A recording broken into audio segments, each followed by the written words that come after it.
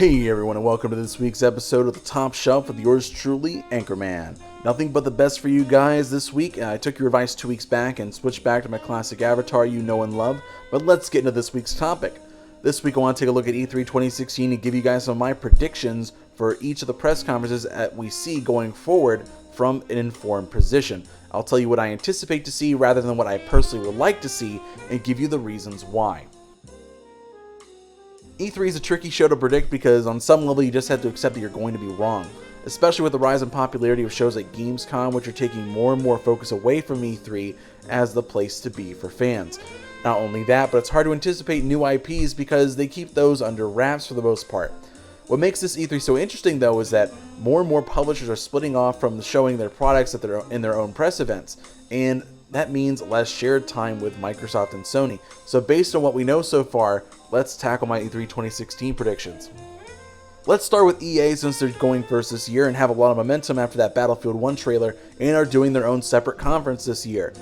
EA has their hands in a lot of pots right now with a strong bond with Microsoft with services like EA Access and the Madden partnership, but they also have an okay relationship with Sony with the marketing rights to Battlefront, and we could see this play out in where they announce what. It's likely that at their own show they would shoot for a 5-point show comprised of their biggest franchises. We can expect to see Battlefield 1, Titanfall, and Mass Effect on their own stage, as well as 2 unannounced titles. EA got a lot of praise for Unraveled, so not so much for the game, but to show their creativity again, so expect to see another game like that to be announced with a new IP, something a bit more fantasy-oriented, as their gaming lineup is more warfare-related or set in the future. I wouldn't be surprised if they announced a new Star Wars game, more like a third-person action-adventure most likely, but like I said, their sci-fi genre is kind of filled right now. Also expect an announcement that Star Wars Battlefront will be entering the EA Access Vault, as well as that their player base is dwindling rather quickly right now, and they need players for it to remain relevant, and the slight possibility that Sony is going to take the knee on this one and let EA Access come to PS4. That's more of a long shot though, but there's a steady chance of it happening. Bethesda is returning for another show this year, and that leads you to wonder what they have to show, since last year was more of a perfect storm of games to even have a show. There's the obvious things like Dishonored 2 and Battlecry, but I anticipate 2 major announcements that will be coming at this year's show. First, Elder Scrolls 6 will be announced for a 2017 release date, but this year we'll have a Skyrim remaster to tide you over till then. They've already ported to Xbox One to make Fallout 4, so half the work's already done, and you know people would buy that day one. The other announcement will come from Machine Games, with the dev cycle being about 3 years and Wolfenstein releasing in early 2014. Don't be surprised if Machine Games shows up on stage to announce their next title. I'm not sure if it'll be another Wolfenstein given how it ended, but possibly a new IP. Bethesda already has a balance of third and first person games, and they already have the magic aspect covered, as well as sci-fi and past settings. If there were an action-adventure title set in the modern day, I could see that happening.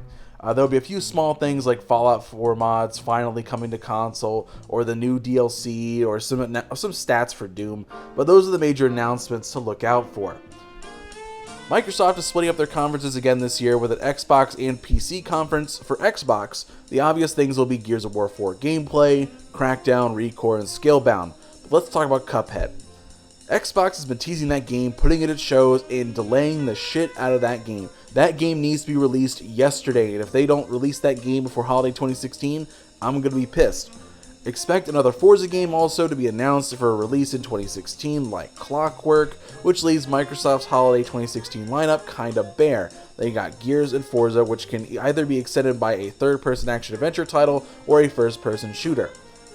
We know Microsoft has a few surprise announcements for Xbox fans in terms of features, and my best guess is getting online multiplayer out from the paywall. They're going to have to push that subscription fee though, and don't expect party chat, but having free online multiplayer would be a big deal. Then we have the looming hardware announcements to come, which at this point, there's really no point in to bother guessing.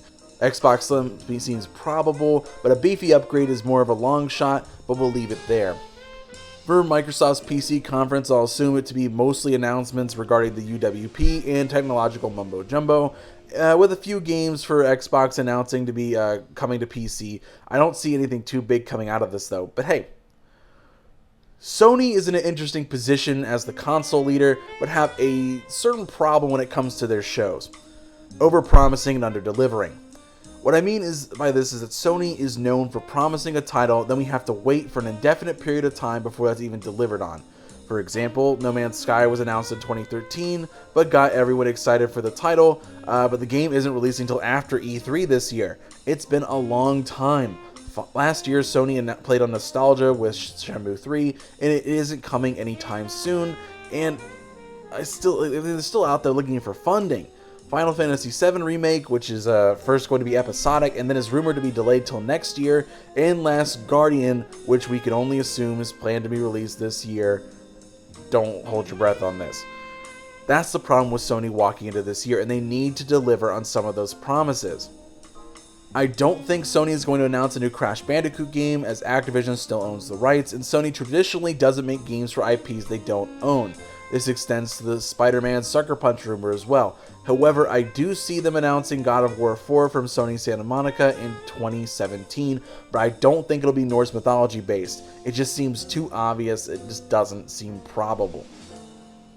Horizon Zero Dawn is to be expected, but with a new gameplay portion on stage to be released this year, and the much anticipated Gran Turismo will also be released this year. But I have the feeling most of the show will be focused on VR and the looming PS4.5 announcement, as well as some indie games, but we'll just have to wait and see. Activision right now is an unprecedented territory for them. They normally sit on the fence with their games, trying to cater to both Xbox and PlayStation in some way. Like in 2014, they had Call of Duty with Xbox and Destiny with PlayStation, but last year that flipped when Call of Duty switched to PlayStation. Right now, Xbox fans are left high and dry, and I think Activision will try to appeal to them somehow. Whether that takes the form of backwards compatibility titles, which they've refused to allow, or possibly a shakeup, I don't know. We may see Destiny shift hands from a Sony marketed game to an Xbox marketed game, and that would bring balance to the force, so to speak. It can't be Call of Duty because they already signed that deal for a while, but Destiny has no long-term allegiance. But hey, this is Activision, who has had a history this generation of some real douchebaggery. Ubisoft is also at a pivotal point in their career. They've been just as bad as Activision with the yearly release games, and they've called off this year's Assassin's Creed, which fans have been asking for a while, and now we got an opportunity to do some good. In the meantime, I can see two big games they'll be pushing: the new Ghost Recon Wildlands for a 2016 release, as well as Watch Dogs 2. They have this downtime with Assassin's Creed, and they'll need to bolster up their holiday 2016 lineup somehow, and those two games look like they'll complement each other well. Other than that, I can't see a new Far Cry or Rainbow game being announced, but I can see a new Splinter Cell announcement and a few more details on For Honor that will round out this year's season. Nintendo. Nintendo. According to their own sources, they plan to just show Legend of Zelda, and NX isn't coming out till next year. Square Enix. Where do I start? First off, let's address the teasing. They've teased Kingdom Hearts 3 for so long now, I think it's just a company joke. We're going to have Deus Ex Mankind Divided coming out this year.